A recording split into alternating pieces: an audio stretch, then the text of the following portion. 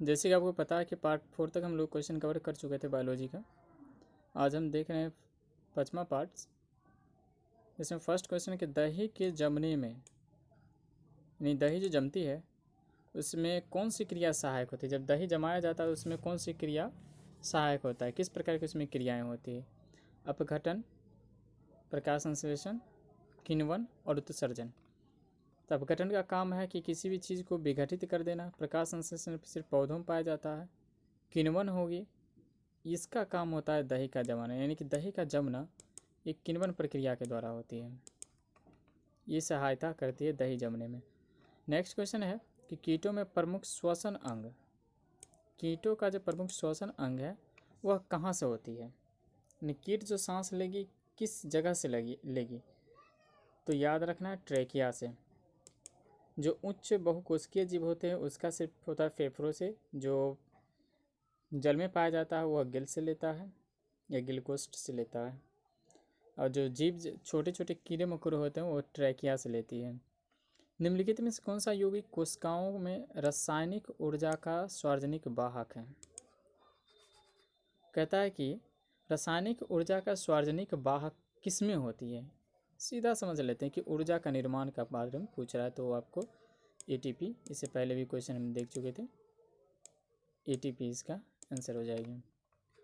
Next question है श्वसन का वह चरण जिसमें ऑक्सीजन की अनुपस्थिति में, ऑक्सीजन उपस्थित नहीं होता है, उसमें ग्लूकोज का आंशिक विखंडन होता है।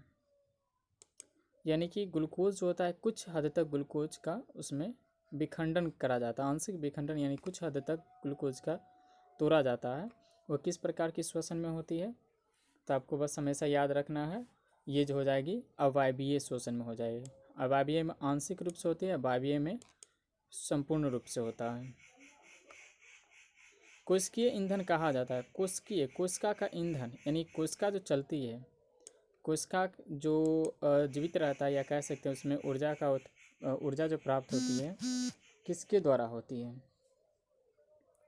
तो कोशिकीय का जो ईंधन है यह जो होता है ग्लूकोज से होती है।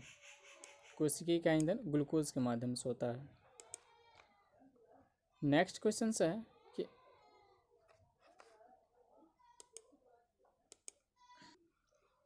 नेक्स्ट क्वेश्चन है कि अवायवीय श्वसन में पूरी प्रक्रिया, अवायवीय श्वसन की पूरी प्रक्रिया जो होती है, अवायवीय श्वसन की जो प्रक्रिया होती है कहाँ जाके पूरी होती है।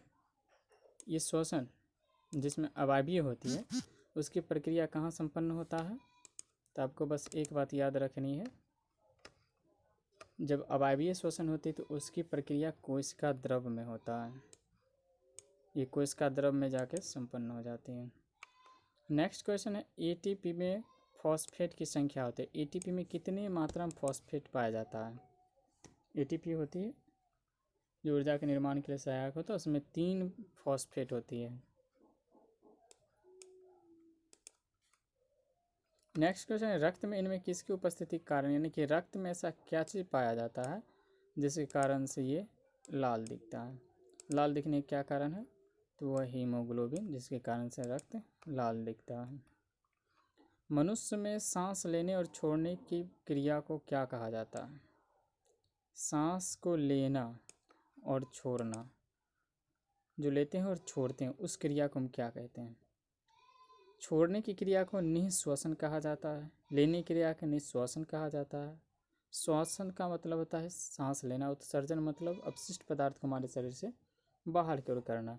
ये श्वासोच्छ्वास क्रिया जो होती है इसको हम कहते हैं, सांस लेने और छोड़ने की प्रक्रिया को श्वासोच्छ्वास कहा जाता है। नेक्स्ट क्वेश्चन है मनुष्य का मुख्य नाइट्रोजनी उत्सर्जित पदार्थ है। मनुष्य में जो नाइट्रोजनी उत्सर्जित पदार्थ होती है उसको, नाइट्रोजनी उत्सर्जित पदार्थ मुख्य रूप से होता क्या है, तो ये आपका यूरिक अम्ल होता है। ठीक है। नेक्स्ट क्वेश्चन है युगलीना, महत्वपूर्ण बातें हैं। ये युगलीना में पदार्थ का परिवहन हेतु निम्नलिखित में कौन सी प्रक्रिया उत्तरदायी, यानी किसकी जिम्मेदारी है पदार्थ को परिवहन करवाना, उसमें पदार्थ को एक जगह से दूसरी जगह स्थानांतरित करना किसका काम होता है, तो ये होता है विसरण। इसमें विसरण के माध्यम से पदार्थ एक जगह से दूसरी जगह स्थानांतरित करता है। रक्त का लाल रंग किस प्रोटीन की उपस्थिति? हम तो इसे जानते हैं कि रक्त का लाल जो होता है हीमोग्लोबिन के कारण होती है, लेकिन यहाँ प्रोटीन पूछ दिया है किस प्रोटीन के कारण होती है, तो यहाँ भी घबराना नहीं, बस लाल जब भी पूछे हीमोग्लोबिन, चाहे वो प्रोटीन पूछ दे, वर्णक पूछ दे, कोई भी चीज़ पूछ दे, हीमोग्लोबिन होती है।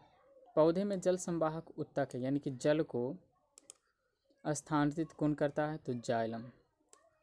जाइलम का काम है जल को स्थानांतरित करना, एक जगह से दूसरी जगह जल का ले जाने की क्रिया है जाइलम द्वारा, और फ्लोएम द्वारा एक जगह से दूसरी जगह ले जाने की जो भोजन होती है, ऊर्जाएं होती है या ग्लूकोज होती है, जो भी होती है, एक जगह से दूसरी जगह स्थानांतरित करता है वो फ्लोएम के माध्यम से करता है।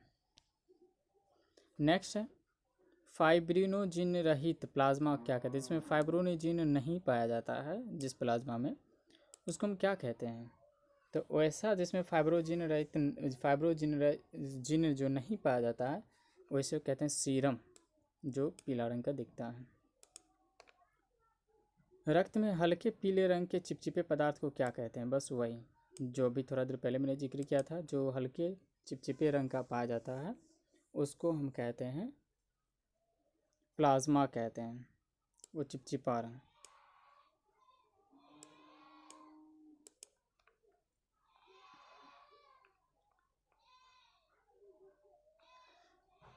फुफ्फुस शिराएँ हृदय के किस बेसम में खुलती है? जो फुफ्फुस शिराएँ होती हैं हृदय के किस प्रकार के बेसम में जाके खुल जाती है?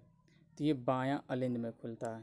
फुफ्फुस शिराएँ बायां अलिंद में लाके पटक देता है ब्लड को, फिर यहाँ से उठा के नीले में जाएगी, नीले से फिर अलिंद में, इसी तरह से साइकिलिंग होते रहता है। कौन सा रक्त कणिका मनुष्य के प्रतिरक्षा तंत्र का निर्माण करती है? प्रतिरक्षा हमारे शरीर में ब्लड जो पाया जाता है ठोस अवस्था में रहता है, 3 कण पाया जाता है, जिसमें हम जानते हैं WBC, RBC, प्लाज्मा। तो इसमें कहा जाता है कि कौन सी रक्त कणिकाएँ मनुष्य के प्रतिरक्षा तंत्र का निर्माण करती है? तो प्रतिरक्षा तंत्र का निर्माण जो करते हैं ल्यूकोसाइट करती है। ये जो कण पाया जाता है इसका काम होता है हमारे शरीर में प्रतिरक्षा का काम करना, ल्यूकोसाइट।